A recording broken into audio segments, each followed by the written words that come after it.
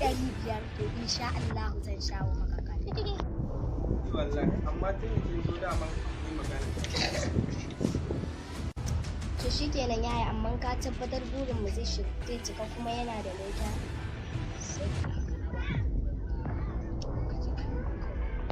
Gaskiya abokina ne mace ko za ta yi da shi. Ta haina. Wacce magana ce ba a so na ji? Assalamu alaikum abokina. Amma ki sani na rantse duk wanda ya shiga gonar ki sai na kashe shi. Kana ɓata lokacin ka zato domin ba ni da lokacin tsayawa da kai kayi min kankanta ba kala ta bace kai saboda ba zan iya tsayawa da fikirin talaka kalan ka ba.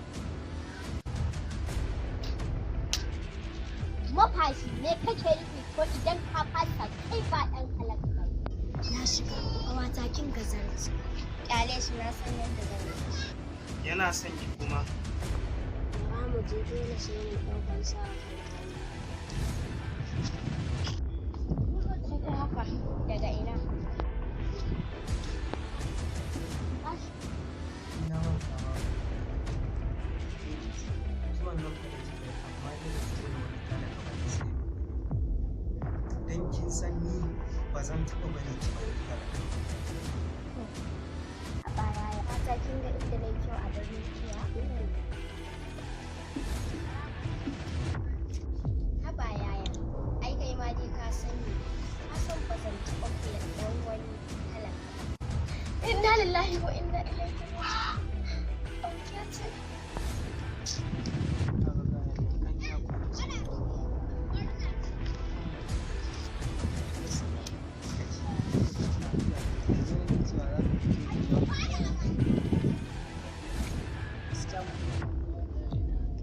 Shi ba su da kuma ya san wai ya ce zai haɗa a wasu da amma ba ku zai san yayan nan nake ce